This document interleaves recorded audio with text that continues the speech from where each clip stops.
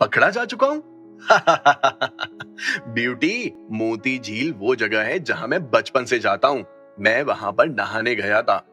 इसमें तुम्हें क्या हर्ज है? क्या नहाना गुनाह है? और तुम लोग, तुम्हारी दोस्त मोती झील की झाड़ियों में कपड़े क्यों बदल रही थी? अगर मैं मवाली होता तो क्या उसे कपड़े पहनने का मौका देता? नहीं ना। तो इससे साबित है कि मैं मवाली नहीं हूँ। गोल्डन कलर के बाल वाली लड़की जब से पैदा हुई, उसे उसके परिवार वालों ने हमेशा नाजों से पाला था। एक रानी की तरह पलने के कारण उसमें बहुत अदब था। अब ऐसे में भला वो विराज की बातों को सुनकर कैसे ले सकती थी? You idiot! जब पूर्वी ने विराज का शेमलेस एटीट्यूड देखा तो उसे और भी ज्यादा गुस्सा आ गया था। तुरंत ही पूर्वी ने सरपंच गोपी शंकर को देखते हुए कहा, सरपंच जी, ये लड़का यहाँ आ गया है। अब इस बारे में आपका क्या कहना है? पूर्वी की बात सुनकर गोपी शंकर ने खांसते हुए कहा, मैडम आप चिंता ना करें।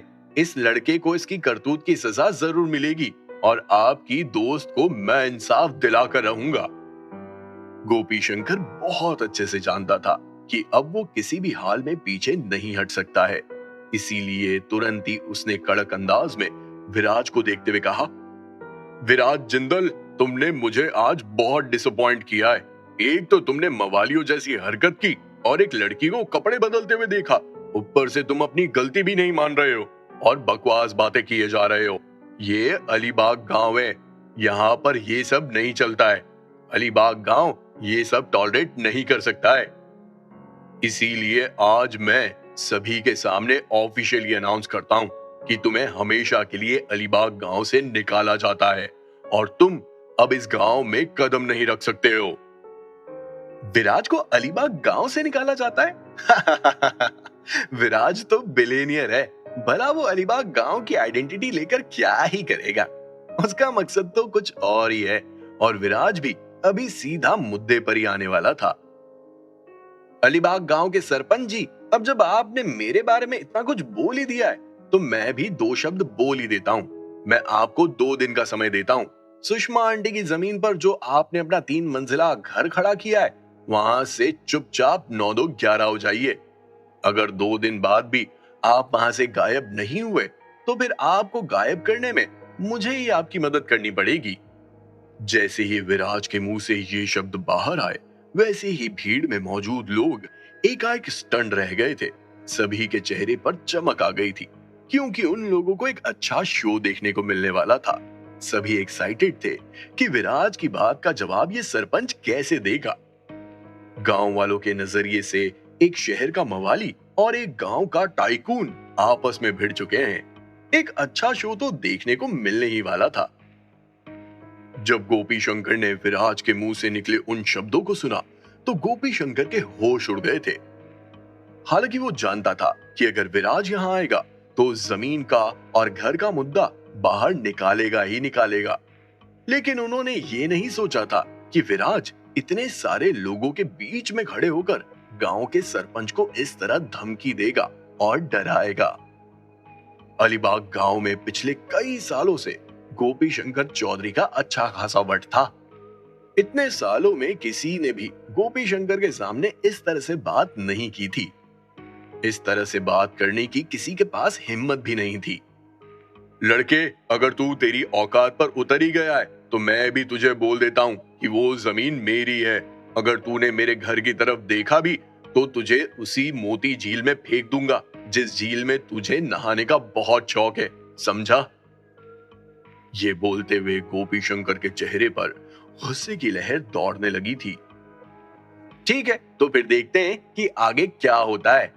विराज के मुंह से निकले शब्दों को सुनकर वो गोल्डन कलर के बाल वाली लड़की पूरी तरह से कंफ्यूज्ड नजर आ रही थी। अब जब विराज आ गया था तो उसने सोचा था कि गांव का सरपंच उसे सजा देगा, लेकिन यहाँ तो खेल ही उल्टा हो गया था।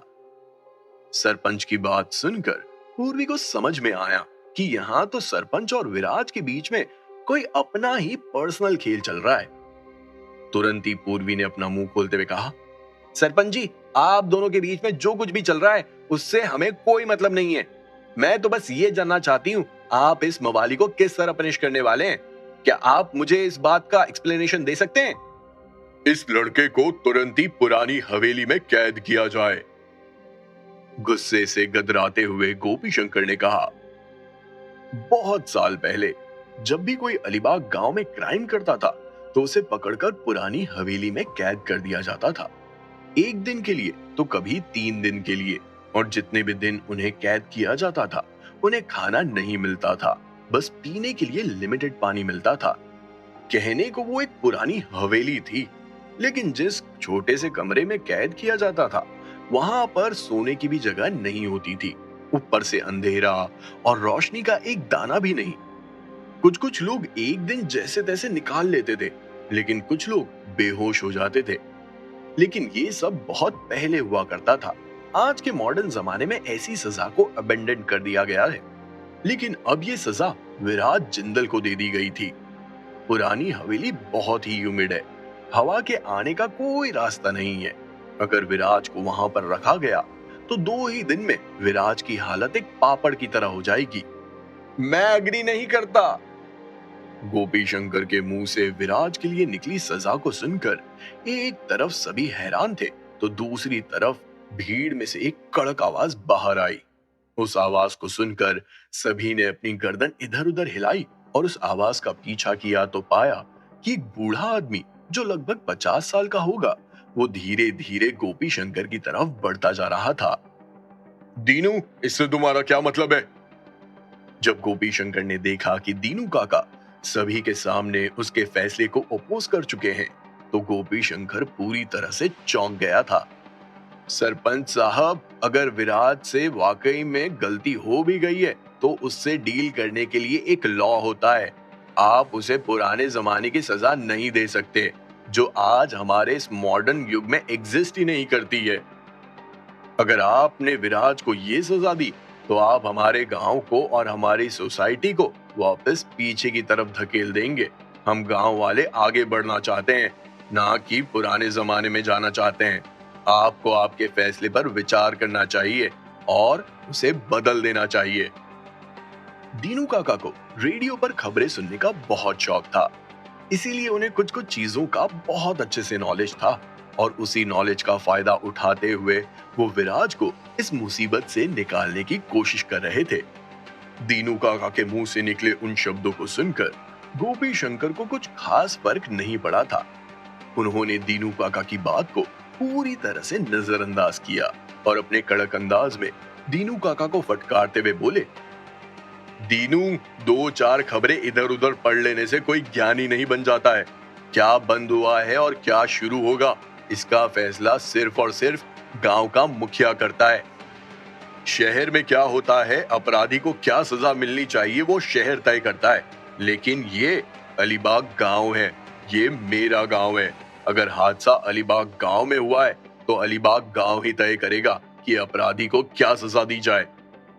और किसे नहीं पता है कि इस लड़के का और तुम्हारे बीच में बचपन से ही अच्छा रिश्ता है। सुब्बू तुम्हारा दोस्त था ना, तुम तो इस लड़के की मदद करोगे ही करोगे, लेकिन ध्यान रहे कि तुम एक अपराधी की मदद कर रहे हो। अगर अब तुमने कुछ भी बोलने की कोशिश की तो तुम्हें भी सजा दी जाएगी। मुझे तो शक है कि क्या इस लड़के को ऐसे संस्कार तुमसे ही तो नहीं मिले।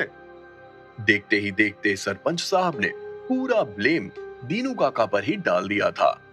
ये क्या बकवास बातें कर रहे हो आप सरपंच साहब, मैं बहुत ही इज्जतदार आदमी हूँ।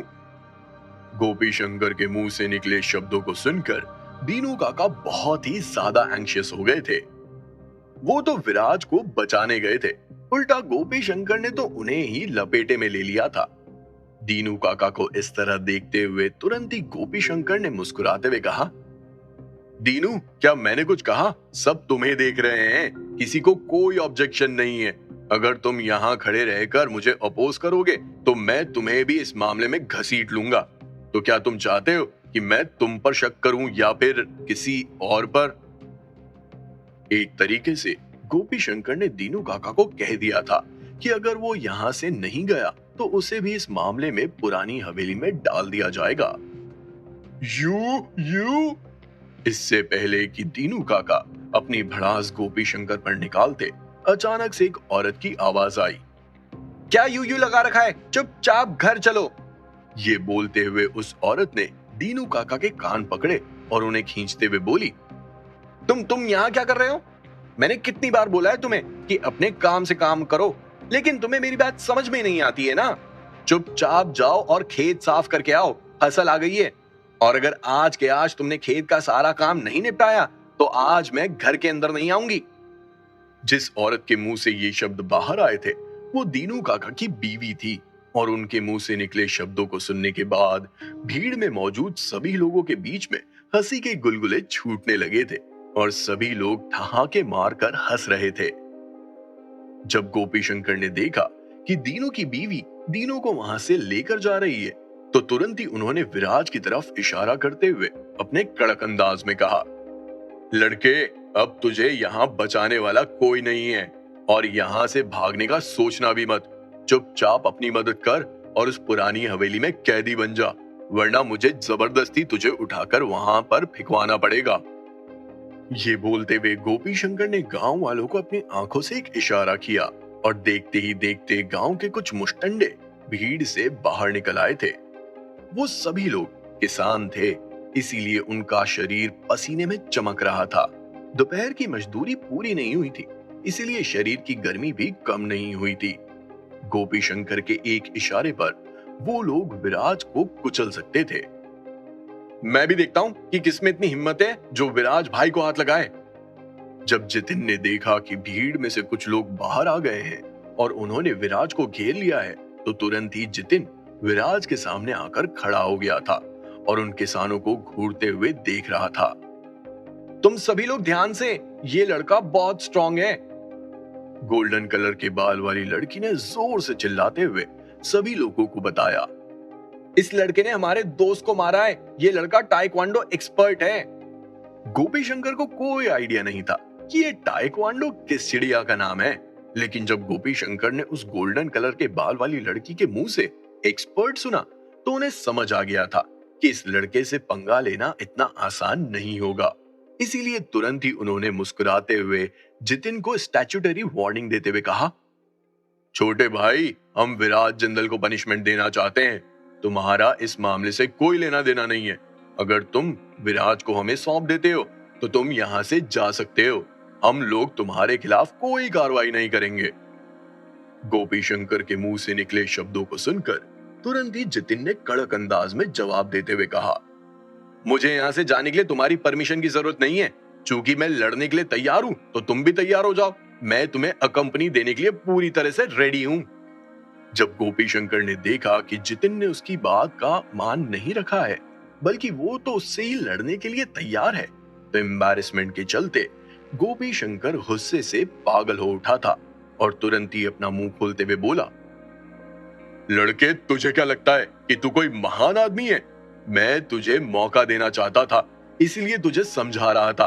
तुझे नहीं समझना है तो मत समझ, मुझे क्या, जब 100 लोग तुझे मारेंगे तब तू अकेला क्या उखाड़ लेगा। आखिर गोपी शंकर करने क्या वाला था? क्या गांव वाले जितिन और विराज पर टूटने वाले थे? क्या अकेला जितिन विराज को उस भीड़ में बचा सकता था, या फिर अब विराज को उस खबर का इस्तेमाल करना ही पड़ेगा जो दीनू काका ने उसे बताई थी?